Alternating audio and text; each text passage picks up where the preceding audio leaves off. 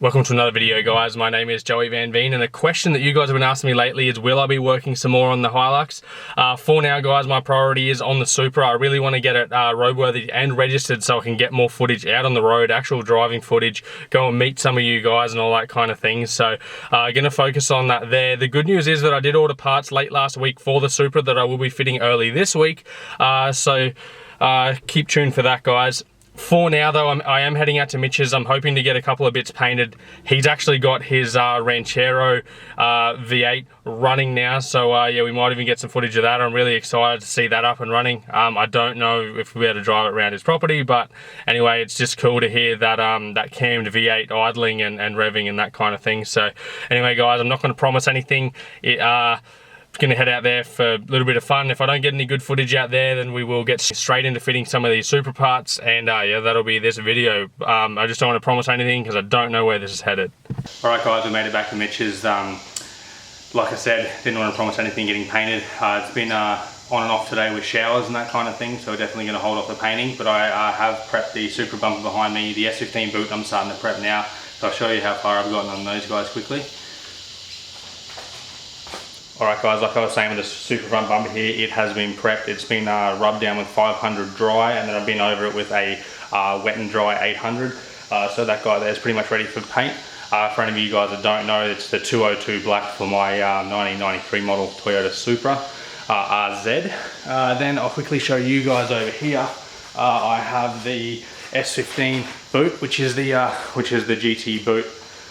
Which that guy has just been run over with 240, so we guide coded that run over 240 on the block here, and then we go over it with a 500 on the orbital sander, and I'm going to wet 800 that one as well prior to paint, so it should be nice and straight. Anyway guys, this is all just both cars do need paint jobs, so we're just doing this for now.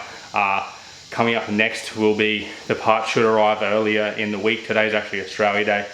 So I'm in here busy doing this because it's what I do, what I love doing. So in here doing this, probably going to head home shortly, wait for those parts to arrive for the Supra, and we're going to fit those guys up. So I just thought I'd show you what we're doing here for now, and let's do that. Also, if you're new to S15s, pretty much that's the GT wing there.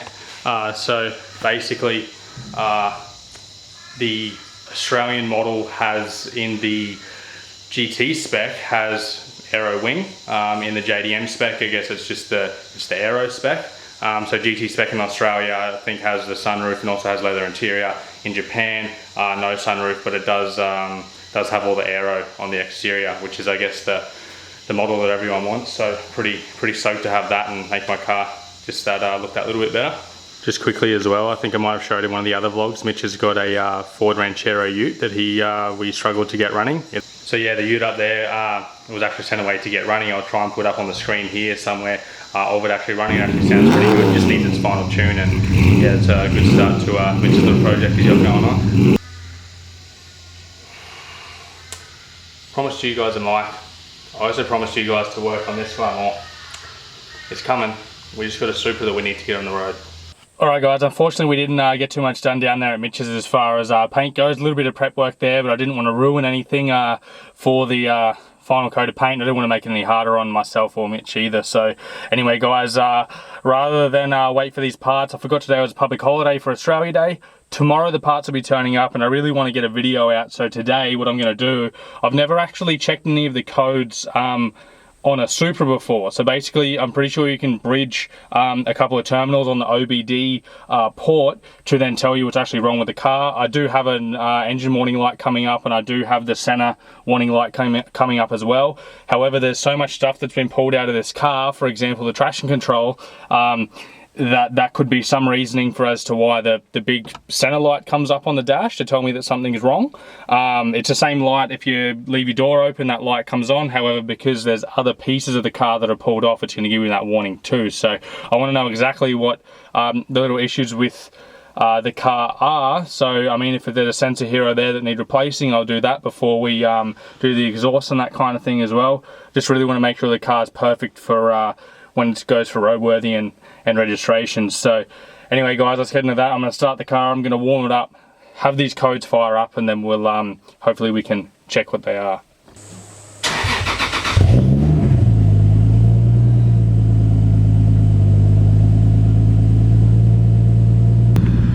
guys, as you can see now, it is coughing and spluttering a little bit. That's the red light that I was telling you about there. That guy down there, literally just the handbrake, so that's not an issue. But there is a light that will come up on here, usually when I rev the car, so we'll see what it does.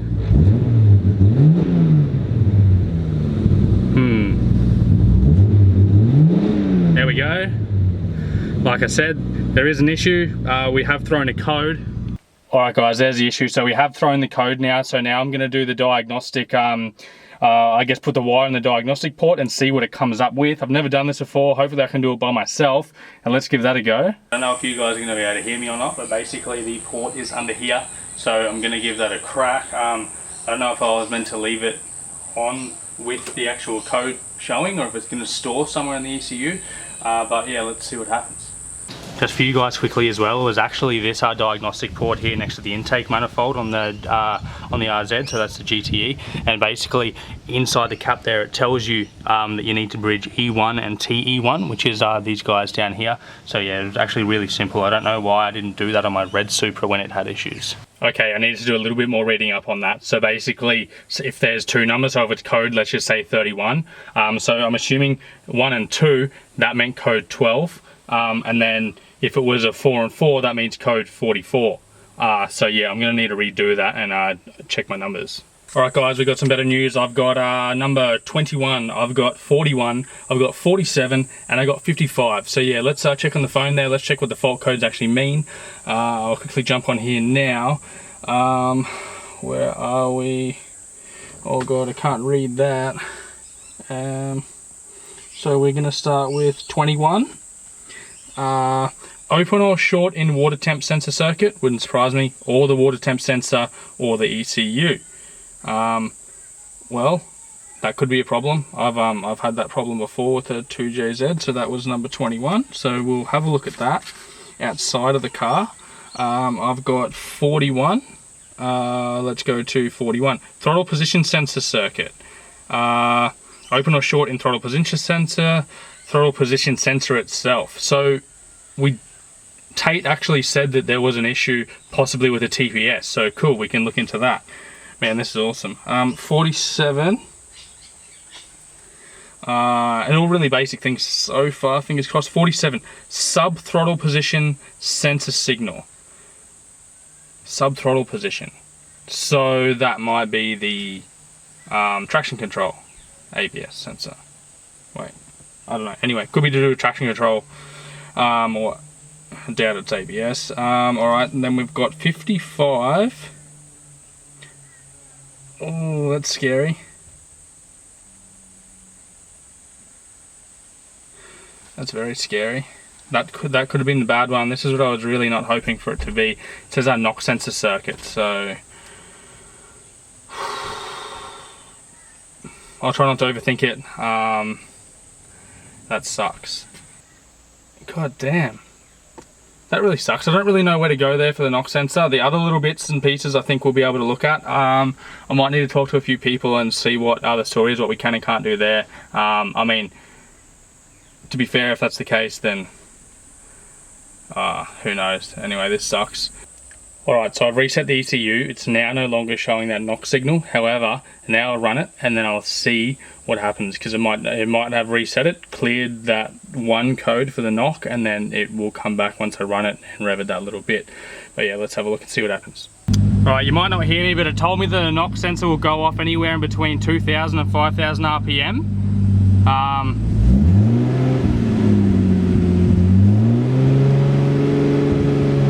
We're at 3 and it hasn't come up.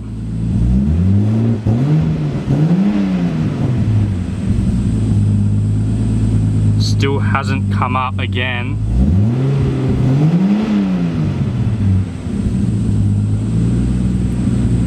Once again it hasn't come up. I wonder if well, to be honest, I got no idea.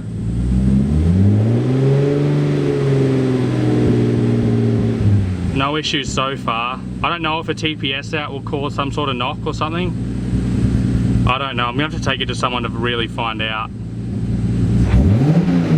Nah, there we go. Under quick acceleration, it's throwing that code, and I'll retest it. So yeah, under hard acceleration, it's throwing that code again. I will retest it, make sure that it is a knock sensor, and just reading up now, it could be wiring issues. This car has had ECUs and things messed around with in the wiring down there. Apparently that the knock sensor code, it actually does something with your timing once it is thrown. So yeah, I'm not too sure what's going on, but yeah, I'll have a professional look at it before we get it on the road. Alright, that confirms it. Definitely code 55, which is the rear knock sensor. I quickly looked at the plugs. They felt like they were on there correctly. I don't know if they're meant to clip on and off, and someone's actually broken the clips and if that's causing an issue. But they're definitely on there fairly firm. So yeah, like I said, gonna have to get a professional to look at it, and yeah, someone might be able to go over the wiring, see if it is a wiring issue. If not, it might actually be somewhere, you know, an issue within the engine or one of those sensors. So I reset the ECU for one last time. I just ran over the wiring and based it off of this car versus the RZ Supra. So I believe that the sub TPS plug was actually plugged into the TPS. I don't know whether we did that, whether it was always like that, but I'm going to swap that over and see what it does with the codes. Still don't think it's going to do anything for the knock sensor itself, but who knows, it could do, and yeah, let's look into that. Alright, I've got one issue. So the car's still misfiring, but when I put my foot on the throttle, it used to die down and then come back up to revs. But now I've got a very direct throttle response. So the reason was purely because the plug for the sub TPS was plugged into the TPS. So I just switched them around. I had a look at the RZ Supra, I figured that one out. So now we'll check for this plug. I'm going to give it some revs and I'm going to see what it does. I mean, I wonder if that caused the knock, the throttle position sensor? Maybe, I don't know. But it is still misfiring, so that could be the O2 sensor. But there is some old O2 sensor wiring down there. It looks really bad, so if I rewire that, we might have some luck. I'm not too sure. Anyway, I'm stoked with that. It's idling higher again, but anyway, cool. All right, let's give her a rev. So we're at, yeah, so that knock sensor's still coming up. It is revving much cleaner, but that knock sensor's still coming up. Oh, that sucks, guys. Anyway, what do? So this down here, guys, is the wiring for the O2 sensor. So this, you might not be able to see that there, but it's basically this wiring here, and as you can see, it has been tampered with. That's actually a loose wire there. I don't know what it actually does, and I don't know what these other three do and why they're wired in that way. But yeah, we'll look into that and we'll see what hopefully we can come up with something. So yeah, so basically that plug there, usually there is a second butterfly here, so that's meant to plug up in here, which then, and then on that same loom there's the plug for the actual TPS, and on this side you will see here, oh no, I don't know where it's gone, you will see this plug here is exactly the same as the plug for the TPS, and that was meant to plug in on this side under here where the normal second butterfly is. And yeah, they were swapped over. Alright, so seeing as there is some dodgy wiring here, which is, it's actually got a black and it's a black cable with a red stripe through it on this end, and then on this end there is a loose black cable there, which I'll quickly go and check over here. So on this harness there is a black cable that goes to a blue wire with black stripe and a black cable with red stripe. They both go to black cables for the O2 sensors. So let's try and get the other one hooked up and see what it does. Alright, for some reason that wire that I just hooked up definitely was for that O2 sensor. So so pretty much, guys, hooking that up actually fixed my issue with the O2 sensors. So the OBD light is still flashing. However, I've got 1, 2, 3, 4. 1, 2, 3, 4, 5, 6, 7. And so far, guys, if you can see me there, code 47 is for the sub traction, the sub throttle, which is the traction control butterfly. So now I'm going to run this car, hopefully that little joint holds itself, and I'm going to see if the knock well, I guess, yeah, if the knock light still comes up. Let's see. Fingers crossed. Just need to wire that up properly now, guys, and pretty glad I'm problem solving stuff, because I actually did the outro for this because I was annoyed, but I'm glad I persisted. Still definitely an issue with misfire, but it revs, it's misfiring. Let's see if it has this issue with the knock sensor again.